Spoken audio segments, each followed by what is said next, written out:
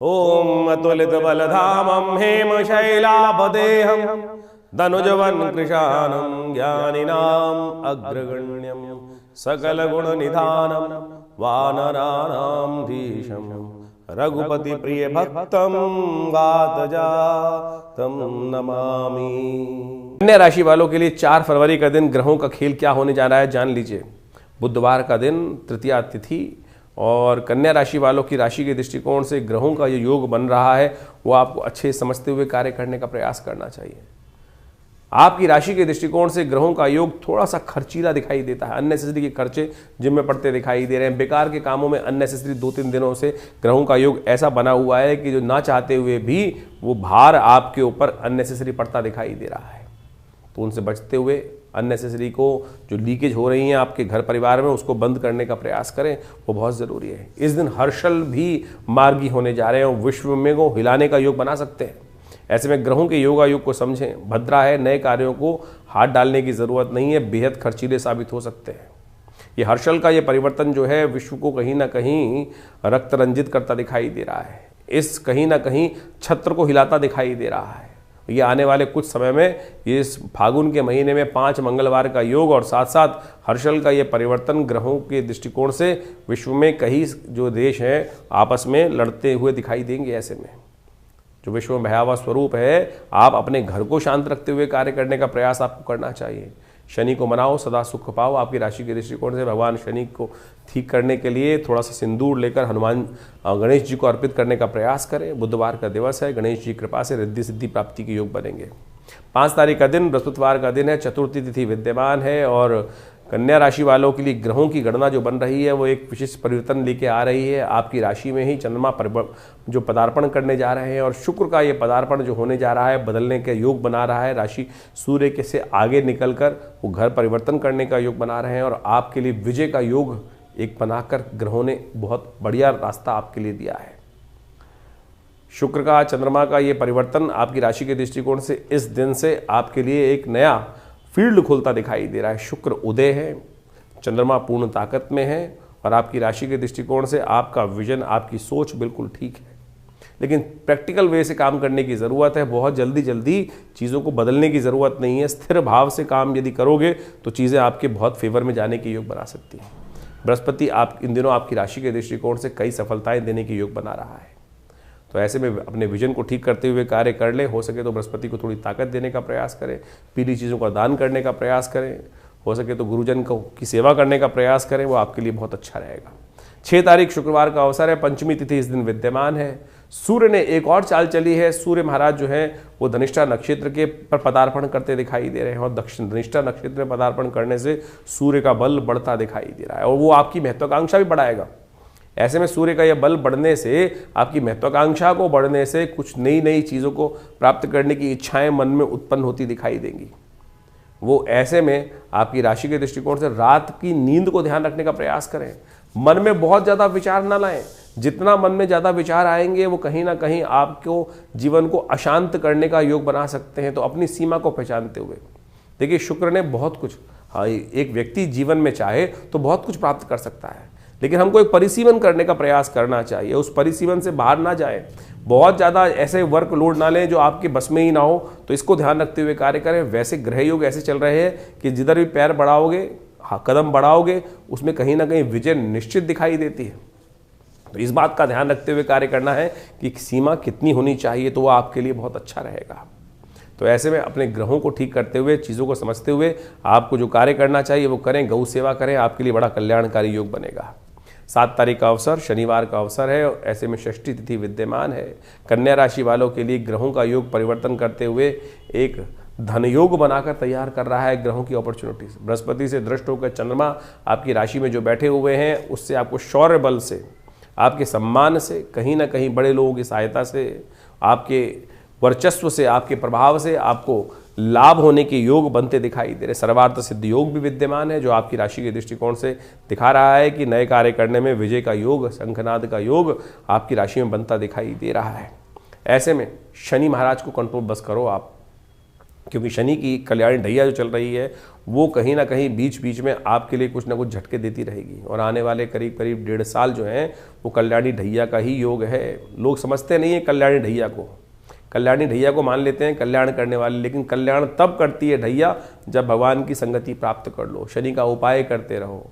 तो शनि के निमित्त छाया पात्र में दान करना, तेल का दान करना आपके लिए बड़ा शिष्ट रहेगा। तो इसको करने का प्रयास कीजिए। तेल का दान शनि के निमित्त ये ऐसे में हर शनिवार को अवश्य अपने सामर्थ्य के अनुसार से करते रहा कीजिए, यह आपके लिए अच्छा रहेगा। 8 तारीख का दिन रविवार का दिवस है और सप्तमी तिथि विद्यमान है। इस दिन बुध का उदय हुआ दिखाई देता है। पंचांग दिखाता है कि बुध उदय होने जा रहे हैं और ये बुध का उदय होना आपकी राशि के दृष्टिकोण से आपको बहुत चीज़ें देखनी पड़ेंगी।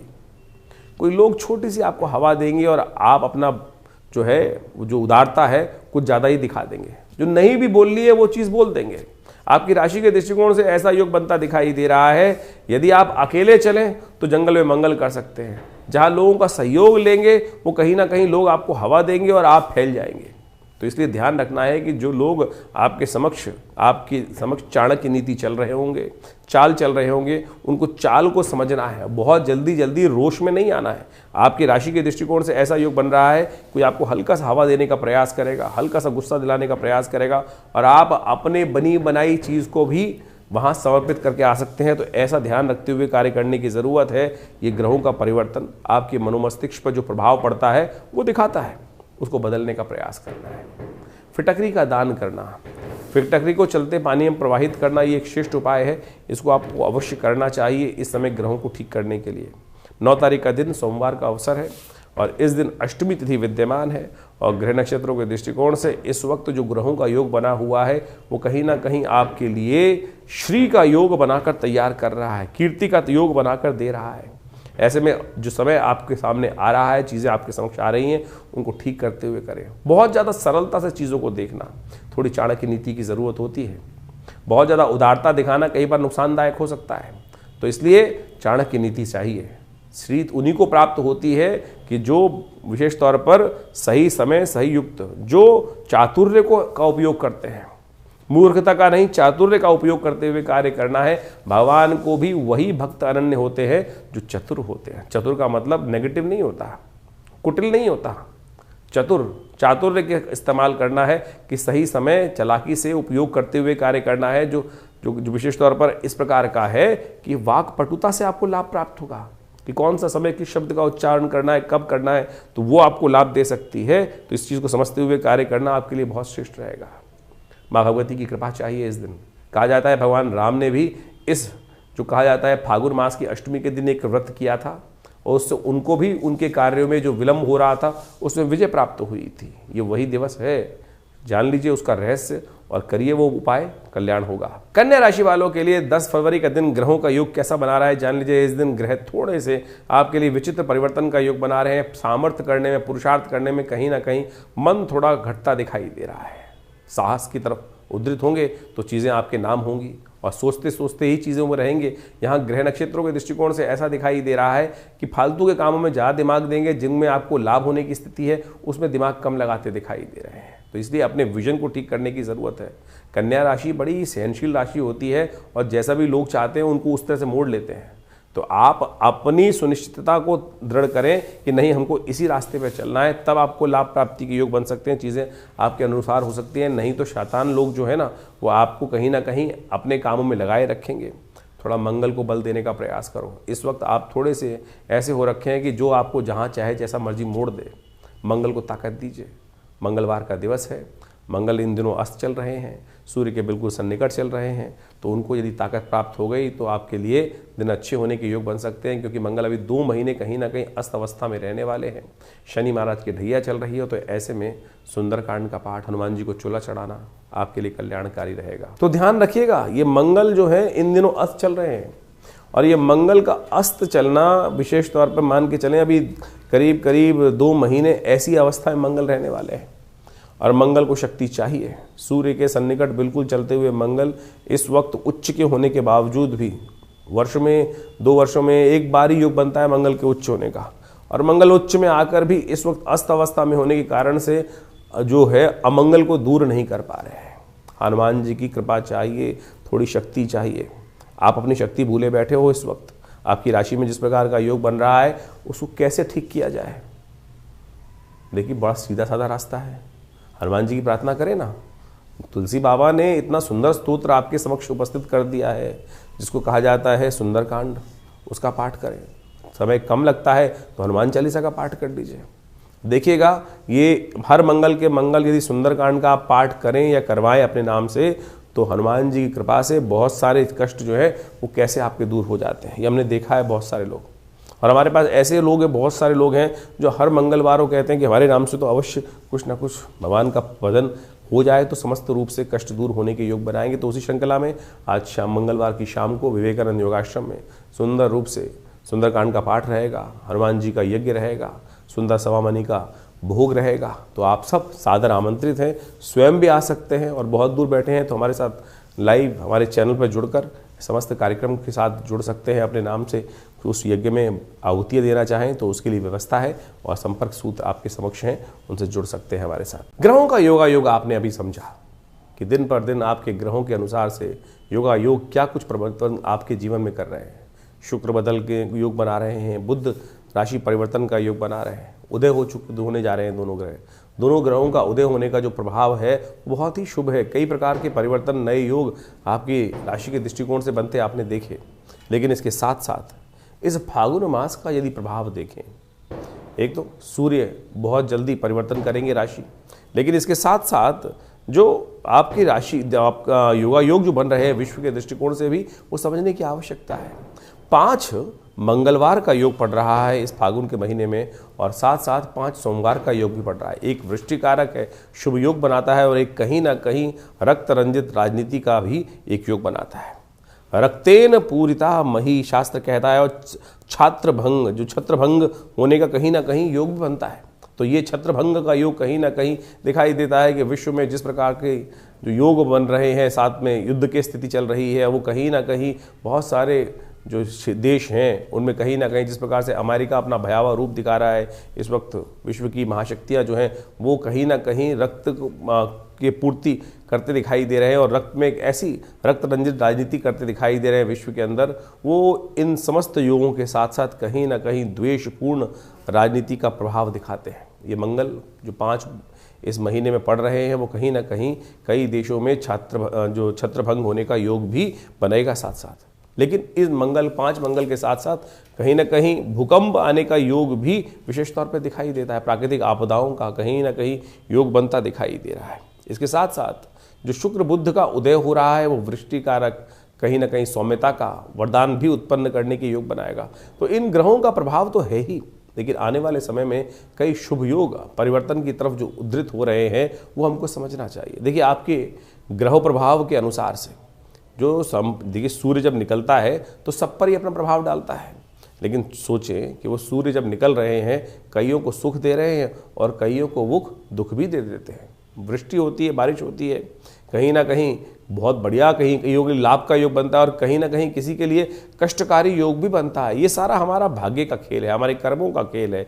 हमारे जो प्रभाव भाग्य जो बने हुए हैं, हमारे समय बने हुए हैं, हमारे समय के अनुसार से वही समय जो दूसरे के लिए शुभ है वो कहीं ना कहीं किसी दूसरे के लिए कष्टप्रद भी हो सकता है। तो इसके लिए कौन सा समय हमारे लिए शुभ बन रहा है वो हमें अच्छे से विवेचना कर जान लेना चाहिए। और ज्योतिष के दृष्टिकोण से इस समय को ज्ञात कर सही दिशा पर चलना, यही सही कर्म का जो निर्णय रूप में हमको चुनाव करना कि कौन सा कर्म हमारे लिए शुभ है, कौन सा रास्ता हमारे लिए शुभ है, यही ज्योतिष विज्ञान का वास्तविक उद्देश्य है। भारतीय संस्कृति के ऋषि मुनियों ने जो विज्ञान को समझकर, ग्रहों की चालों को समझकर आपके समक्ष वो रहस्य उपस्थित किया। अनेक योग शास्त्र में बताए गए हैं। कब आपके जीवन में शुभ आने का योग बन रहा है, कैसे बन रहा है, वो समय समय पर आपकी जन्मपत्री के अनुसार से, बहुत सारे और विज्ञानों के अनुसार से बहुत सारे लोग बहुत कुछ प्राप्त करना चाहते हैं।